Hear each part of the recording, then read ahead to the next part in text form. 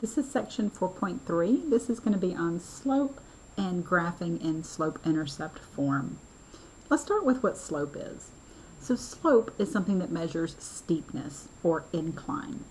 You can kind of think of going uphill as positive slope, downhill as negative slope, okay? Because you have, it's pretty steep going uphill, pretty steep going downhill. Now, zero slope means that there's no incline whatsoever. So if you think about this as skiing, this is uphill, downhill. This is like some, cross-country skiing. Undefined slope, that's just like plummeting to your death, I guess.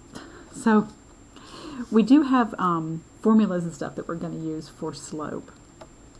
Now, you may have seen the word grade or gradient used on roads, especially if you've driven like through the mountains before. Now, what that means is if you have, say, something like a 7% grade or gradient, that is a slope of 7 over 100 because it's a percent, so it's out of 100. That means for every 100 units, be it feet, meters, miles, whatever the unit is, that you move forward, the elevation changes by 7 units. Now, interestingly enough, in the U.S., federally funded highways have a maximum of 7% grade. Okay? But just in case you're wondering, I did look it up for you and me. The steepest public street, so it's not a federally funded highway, but the steepest public street is in Pittsburgh, Pennsylvania, and it has a 37% grade. Oh my gosh, that is a lot. Let's think of this. A 50% grade would be like a 45-degree angle, right? So, if a 90-degree angle like is an L, 45 is like half of that. That's pretty darn steep. I saw pictures of it. You should Google it. It's pretty steep. Okay, so for slope, we do have a formula that we use pretty frequently. Some people will write this as triangle, or the Greek letter delta y over delta x, change in y over change in x. You may have seen it as rise over run, but for the most part, we're just going to use these two versions of it. This means the change in y is the distance between the y values of the points, and this is the distance between the x values of the points. Now, this is written in such a way that the first point is x1, y1, 1 being first point, 2 being x2, y2. These numbers are just to differentiate this x and this y from this x and this y. Okay, so let's find the slope. So we're just going to practice using this formula. I would encourage you to pause the video and work these along with me. Math is not learned through the eyes, it is learned through the hands. You cannot always just watch and, become an expert. So I've labeled these as x1, y1, x2, y2. It really doesn't matter which point you label. I just did it, first, second. And then just putting that into this beautiful little slope formula. Incidentally, if you've ever wondered why we use the letter M for slope, why not S? Well, that's because in physics we use S for distance. Of course, right? For position. Why wouldn't we? No. It also comes from the French word meaning mountain. So that's where that letter comes from. So just a little bit of history in case you ever cared. All right, so the slope formula here, I have color-coded this here for your viewing pleasure, and just doing some plugging and chugging here. So all of these are color-coded. You can see I plugged all those into the formula. -6 minus 4 is -10. 1 minus 2 is -1. Dividing that out and simplifying it, we get a positive 10. Because remember, even though this looks like a fraction bar, this is a division symbol. So we get a slope of 10. All right, you should pause the video and see if you can do this one. Same formula, same format here. So again, color coding it here for your viewing pleasure. Doing this computation on the top and the bottom, I got -7 over -1, which is +7. They don't always work out to be nice whole numbers or nice integers, as we are about to see sometime. All right, this one's got some fractions to it. Again, if we just do some plugging and chugging, you know, the y2 minus y1 over x2 minus x1. These minuses are part of my slope formula. I get 6 over 1/6. This is division, so you can do this on your calculator if you want. That's 6 divided by 1/6, just in case you need to do it that way. I know that dividing by a fraction is the same as multiplying by the reciprocal, so that's just going to be 6 times 6, which is 36. All right, this one's interesting. So, putting all these numbers into my slope formula, we get 0 on the top and 11/15 on the bottom. So 0 divided by this non-zero number here is 0. So we got a slope of 0. What that means is there's no steepness, there's no incline. So that's like the horizontal line, the cross-country skiing. Now what about this example? Well, I'm going to do some, plug-in of these numbers into the formula. I get something non-zero up here, and I get 0 on the bottom. That is undefined. That is the vertical line. This slope is undefined. Now, it might be tempting to want to say that that's 0. It is not. Just in case you want me to prove it to you, I will. If you do -6 divided by 0, it's going to give you a divide by 0 error because it is not defined. Even if you put it in fraction form, if you say, okay, well, I'll just put it in the fraction and put -6 on the top and 0 on the bottom. Nope, still not happening. So this one is the vertical line. This is the plummeting to your death, if you think of it in terms of skiing on a mountain. All right, so let's find the slope and then graph these. Now, I started with these special cases because they are the most fun and they are the easiest. So x equals -2. This one, sometimes in math you get a problem and it looks all big and scary and menacing and stuff. And then sometimes there's problems where there's just so little that it's menacing. These are not the case, all right? This one, very easy to draw the graph, okay? Are you ready for this? Find the x-axis. Find -2 on the x-axis, draw a line through it. Boom. Remember, this is the x-axis, that's the y-axis. Find -2 on which axis? The x, right there. Draw a line through it. You're done. Now, what is the slope of this? Well, the slope is undefined. Remember this plummeting to your death here?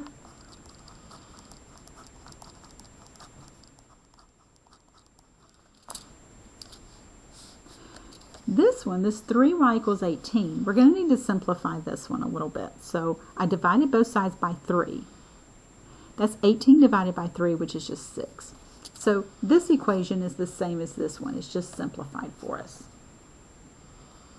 Okay, sorry, my paper keeps slipping. I'm probably making you guys, motion sick or something here by this paper slipping around so much. All right, these are the exact same equation. This one's just a lot more simplified. Now, just like with up here, this is super duper easy to graph, okay? You with me? Find the y-axis. Good, that's the up and down one. Find 6 on the y-axis.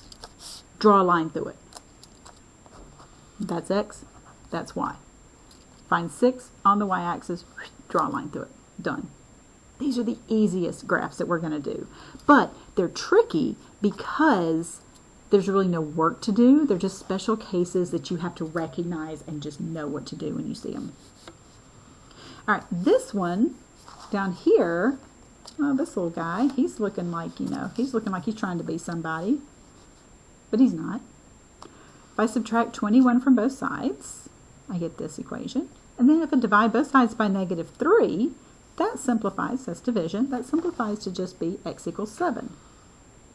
Well, that's no different than part A up here, right? So x equals 7, find the x-axis, find 7 on the x-axis, draw a line through it.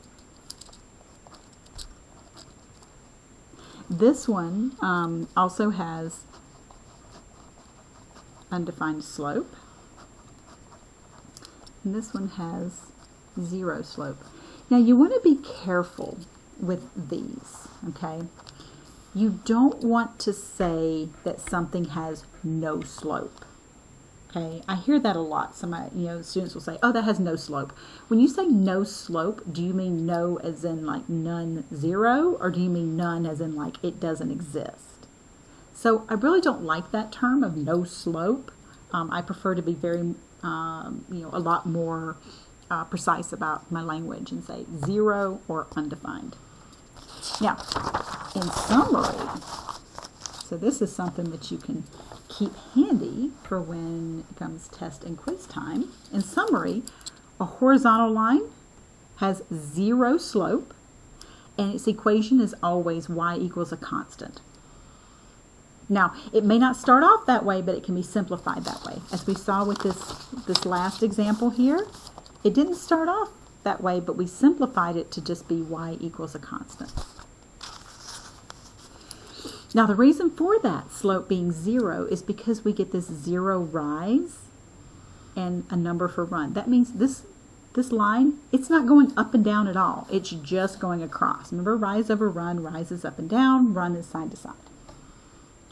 A vertical line, up and down, has undefined slope. Its equation is always x equals a constant. And its rise over run is some constant over 0. That's why it ends up being undefined. That's because it's only rising. It's not running side to side. All right, so next up we have the slope-intercept form of a line. This is one you're probably familiar with, the mx plus b. It's one of the most popular ones that we use here. Remember, m is for slope, for mountain. B is part of our y-intercept. The y-intercept is actually a point, 0, b. Let's find the slope and the b value and then graph these. Now, if you happen to have a graphing calculator, feel free to use it. You will have to do some labeling in Hawks. They are going to ask you for certain things that you may not be able to get from a graphing calculator, so I am going to go through this just in case you don't have a graphing calculator. Okay, so we get that the slope is 3, that coefficient of x. This 4 is my b value, so my y-intercept is the point 0, 4. This slope of 3, now you know 3 can be written as a fraction, right? 3 over 1. That's rise over run, rise being your up and down, run being your side to side. To graph these, here's what we're going to do. We're going to start at B, that point, and then we're going to use the slope to direct us to the next point. Okay, the slope is our directions. Like somebody saying, hey, go up here 3 blocks, turn right, and go down 1 block, and there's where you're going to be. So here's how that translates. We are going to start at this intercept. Then from there, from that point, not from the origin, from that point, we're going to go up 3, because that's my rise, and to the right 1. Now remember, this 1 came in because there wasn't a denominator. So if there's not a denominator, you can just write it as being over 1. All right, so graphing this. Here's the point 0, 4. From there, so there's 1 point. You need 1 more point to graph a line. We're going to go up 3. That puts me up here at 7. And to the right 1. Don't stop here at the up 3. These are both parts of your direction. Okay, your directions are up 3, right 1. Don't stop along the way. So up 3, right 1. There's your next point right there. That's the point 1, 7. That's the point 0, 4. And then we just connect those dots. In Hawks, usually it will just ask you for a couple of points that you can either type in or you can click on the screen, as to where they are, and then Hawks will draw that line for you. All right, let's graph another one. This is nice and in slope-intercept form for us already, which is awesome. So you can see we've already got our slope of -2/3, that -3 right here. It's going to be our y-intercept. All right, we're going to start at that intercept. That's going to be my first point. from there, I'm going to do two things. I'm going to move down 2 and to the right 3. That's going to get me to my next point. So I've tried to color code this here for you. So starting at 0, -3, this slope is telling us down 2. Now how did I know it's down 2 and not up 2? Well, because it's negative.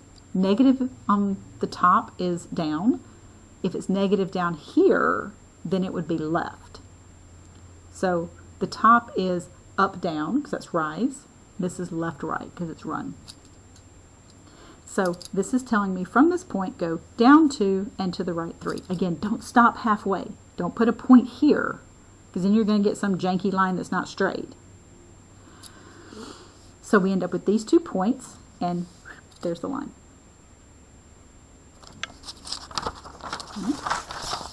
This one we're going to have to do a little bit of work first. We're going to write that in slope-intercept form, and then we're going to graph it. Now, writing it in slope-intercept form is just the super snazzy way of saying, take this equation and solve it for y. We did this in Math 90. If you guys happen to have had Math 90 here, this was something we did back in Math 90. So solving this for y, there's my equation. I'm going to move this x term over by subtracting it from both sides. So that term right there zeroes off. These are not like terms, so don't take the 18 minus 5. Those are not like terms. That's a constant, that's an x. So I rewrote it as 6y, and I moved the x in front, -5x, and we know that's a positive because there's no sign to it. I did it because I'm just keeping that y equals mx plus b form. Yeah. But if you wrote it as 18 minus 5x, that's correct as well. Then I got to divide both sides by 6, which means dividing every single one of those terms by 6. Those 6's cancel and just leave me with a coefficient of 1, which I don't have to write. I get -5x times 6, and then 18 divided by 6 is 3. Now you'll notice that this -5x over 6, I kind of pulled that -5/6 away from that x just to emphasize the fact that that's my slope. And then this is my y-intercept. Okay, now these two things together are telling you what to do. You just have to know what they're saying, okay? It's telling you start here. This is giving you the directions to the next point. Start at 0, 3. From there, because that's negative, we're going to go down 5. So 1, 2, 3, 4, 5. Don't forget to count 0. So here's the down 5. And then to the right 6. So from here over is the right 6. So from here down 5 to the right 6. That puts us at the point 6, -2. Remember, because it's x comma y. Connect those dots. This highlighted part here that's making that triangle, this highlighted part is not part of your answer. It is just me showing you the connection to the slope and how you're moving, okay? So just this line is your answer on all of these. The highlighted parts are just me showing you how the slope is telling you how to move. All right, so let's find the equation in y equals mx plus b form. And I'm giving you a slope and a point. So slope and a point. Now, here's what we can do. All we got to do is just do some plugging in here. So we've got a slope of 4. And look, how did I know that that's b? Because y-intercepts always have this form. All right? Are always 0, comma b. So if I've got a point that is 0, comma some number, well, guess what? That number's b. So I can just plug that right in, and boom, I get 4x plus -5. Now, here's the thing. I'm perfectly content with this. If you guys wrote this down on a test for me in class, I'd be like, yeah, whatever, it's great, right? Hawks would tell you to simplify your answer. If you tried to submit that, Hawks would say simplify your answer. It wouldn't mark it wrong, but it would tell you that simplify thing, which is kind of frustrating if you don't know what it's trying to tell you to do. But what it wants you to do is instead of writing plus and negative, it wants you to simplify it into just subtraction. So I wanted to point that out in case you run into that problem in Hawks as you're doing the homework test quizzes and stuff. All right, Next up, we've got a slope of 0. And again, there's the y-intercept, so we know that that 9 is my b value. So this is just a quick and easy plug and chug. So we get 0x plus 9. Now that 0x, that's just 0. We don't even have to worry about it. We don't have to write it. So we can just simplify that more so into y equals 9. If you tried to type 0x plus 9 into Hawks, it's going to tell you simplify your answers. Now this last one down here, the undefined slope and the point -2, 1. Okay, that's not a y-intercept. How do you know that's not a y-intercept? Because it doesn't have that form of 0, comma number. But this is a special case. Undefined slope. Ooh, so was this, right? This was a special case. 0 slope. Remember, 0 slopes are always y equals a constant. So it's y equals that y value, 9. This one is a special case. This is the x equals. Now, how do I know if it's x equals -2 or if it's x equals 1? Well, that's easy. Remember, the points are always in alphabetical order, x, comma, y. So that's your x value. Remember, x, comma, y. There's your y value. 0 slope has y equals a constant. So it's the y value of that point. So yeah, these special cases can be kind of tricky. Okay, last page here, example 6, we're going to find the slope, the y-intercept, and the equation for the graphs. Okay, so in these, you're given the graphs and you have to work backwards from them instead of given the equations and trying to find the graphs. So looking at these 3 points, let's notice first, this is the point that I hone in on. I'm like, hey, yeah, how you doing? You know why? Because that's my intercept. 0, comma, a constant. That's right there. That's B. So my slope is rise over run. Now, how am I going to get that? Well, let's look at how you get from one point to the next. I'm just going to use these 2. I could use any 2 points. But to get from this, I've got that up here. Let me extend this line a little bit more. So from there to there, this is 7. That point right there is at 10. And I went too far with my yellow highlighter. All right, so how far did I have to go up? I had to go up 3. How far over do I have to go? Well, that's right there. Well, it was at 0, and then I had to go over to 2. So that's 2. I hope you guys can tell the difference between that green and that yellow. On my screen it looks a little similar. I'm just going to hope it doesn't. Alright, so y equals mx plus b. We had m by just counting. That's all it was. It's just counting. Now this is going to be a lot easier in Hawks because it's going to have a grid and you're just going to have to count. How did I know it was positive? Well, from this point I had to go up, that's positive, and right, which is positive. Alright, this one, if they give you this, this is a vertical line. This is one of those special cases. We love these. We love these special cases. This is a vertical line, so it's an x equals a constant. And which constant? Well, it's 3. How do I know that this is an x equals line and not a y equals line? Well, which axis does it cross? It crosses the x-axis. Similarly, if you have a horizontal line, that crosses the y-axis, and it crosses it at -2. So that's another one of those special cases. Okie dokie. So that concludes section 4.3.